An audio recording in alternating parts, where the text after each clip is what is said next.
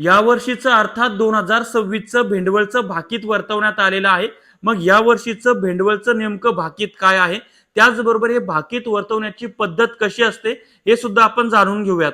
नमस्कार, मी ज्ञानेश्वर खरात पाटील. आता या वर्षी जे भाकीत वर्तवलेले आहे ते आपण आधी जाणून घेऊ. त्याच्यामध्ये पहिला मुद्दा आहे की पिकावर रोगराईचं प्रमाण जास्त असणार आहे. दुसरा मुद्दा आहे की कापूस आणि तांदूळ हे जे पिकं आहे त्याचं भरपूर उत्पादन येईल. त्यानंतर तिसरा जो मुद्दा आहे ज्वारी, तूर, मूग, उडीद, मटकी, जवस, वाटाणा ही जी पिकं आहे ही सर्वसाधारण असतील, म्हणजे याचं उत्पादन सर्वसाधारणपणे येईल. खूप जास्तही उत्पादन येणार नाही, खूप कमी उत्पादन येणार नाही. त्यानंतर तीळ आणि बाजरी हे जे पिकं आहेत हे सुद्धा भरपूर येतील. त्यानंतरच देशाची संरक्षण स्थिती तणावात राहील. म्हणजे सध्या आपण संरक्षण स्थिती म्हणजे काय की देशाच्या बॉर्डरवर ताणतणाव वाढेल, शत्रू राष्ट्रांकडून आपल्याला त्रास होऊ शकतो, अशा पद्धतीचं भाकीत आहे किंवा एकंदर ते तणावामध्ये राहील. त्यानंतर राजा कायम, पण आता ही लोकशाही आहे, या लोकशाहीमध्ये पंचवार्षिक सरकार निवडलं जातं आणि हे कोणालाही कळतं की आता 2024ला निवडणुका झाल्या तर त्या 2029ला आहे. मग 2029 पर्यंत पंतप्रधान कायमच असणार आहे, सरकार कायमच असणार आहे. ठीक आहे. त्याच्यानंतरच आहे देशाची आर्थिक स्थिती मजबूत राहणार नाही. आता देशाची आर्थिक स्थिती प्रचंड कमकुवत आहे, हे सुद्धा राजरोस आहे आणि ते सुद्धा याच्यामध्ये आहेच. त्यानंतर पाऊस जून मध्ये भरपूर आहे, जुलैमध्ये सर्वसाधारण आहे आणि ऑगस्ट सप्टेंबर मध्ये कमी असणार आहे. सेम ऍज इट इज अंदाज हा आयएमडीनं वर्तवण्यात आलेला आहे.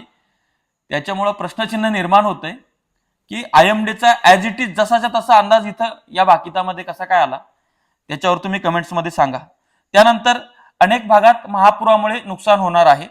तर हे जे आहे अनेक भागातला जो विषय आहे तर दरवर्षी होत असते, ती भविष्यवाणी तर कोणीही सांगू शकतं. एकंदर ही जी भेंडवळची भाकीत आहे याला शास्त्रीय आधार नाही, परंतु शेतकरी याच्यावर विश्वास ठेवतात.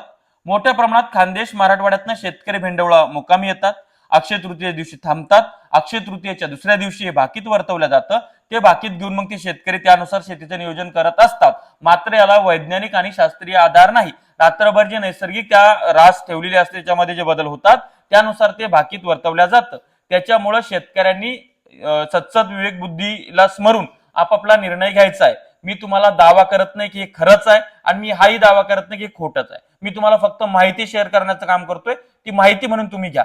आता याची पद्धत जर बघायला गेलं तर हे दोन पद्धतीमध्ये केल्या जातं. एक म्हणजे गुढीपाडव्याच्या दिवशी भाकीत वर्तवणारे महाराज जे की चंद्रभान महाराज वाघ आहेत, यांनी 350 वर्षापूर्वी ही प्रथा सुरू केली आणि आता त्यांचे जे वंशज आहेत ते त्या ठिकाणी गावाच्या मारुती मंदिराच्या पारावर घाटाची मांडणी करतात गुढीपाडव्याच्या दिवशी. त्यानंतर ते 9 दिवस जंगलात किंवा अन्य गावात जाऊन भिक्षा मागून खातात, म्हणजेच ते भूमिगत होतात.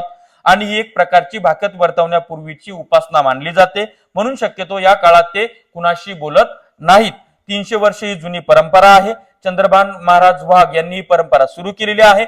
आणि त्यानंतर अक्षय तृतीयेच्या दिवशी, आखजीच्या दिवशी 7 फूट व्यासाचा एक गोलाकार घट अक्षय तृतीया किंवा आखजीला त्या ठिकाणी त्यांच्या शेतामध्ये मांडला जातो. त्या 7 फूट व्यासाचा एक गोलाकार घट मांडला जातो. यात 18 प्रकारची धान्य, मग आंबाडी, कपाशी, ज्वारी, तूर, मूग, उडीद, तीळ, बाजरी, जवस, लाख, वाटाणा, गहू, हरभरा, करडी, मसूर आदी रास त्याच्या भोवती ठेवला जाते. स्क्रीनवर फोटो दिसतोय.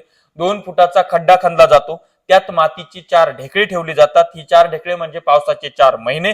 त्यावर वडा, भजी, करंजी, पुरी, सांडई, कुरडई, पापड, पानविडा आणि सुपारी ठेवली जाते. आणि दुसऱ्या दिवशी म्हणजे अक्षय तृतीयेच्या संध्याकाळी सूर्यास्ताच्या वेळेस हे सगळं ठेवलं जातं. आणि दुसऱ्या दिवशी अक्षय तृतीयेच्या दुसऱ्या दिवशी सकाळी सूर्यास्त झाल्या म्हणजे सूर्योदय झाल्यानंतर याच्यामध्ये काय काय नैसर्गिक बदल झाले त्यानुसार चंद्रभान महाराजांनी जी परंपरा लावून दिलेली आहे त्यानुसार हे भाकीत वर्तवलं जातं. परत एकदा सांगतो, याला वैज्ञानिक शास्त्रीय आधार नाहीये. विश्वास ठेवायचा नाही ठेवायचा, श्रद्धा आणि अंधश्रद्धा हा ज्याचा त्याचा भाग आहे. माहिती म्हणून हा व्हिडिओ मी तुमच्या समोर शेअर केलेला आहे. सगळे न्यूज चॅनल हे कव्हर करतात, जे त्या पद्धतीनेच मी सुद्धा तुमच्यापर्यंत शेअर करतोय. शेती माती संस्कृतीसाठी अशाच नवनवीन व्हिडिओसाठी चॅनल सबस्क्राईब करा, साईडला बेल आयकॉन दाबा. धन्यवाद.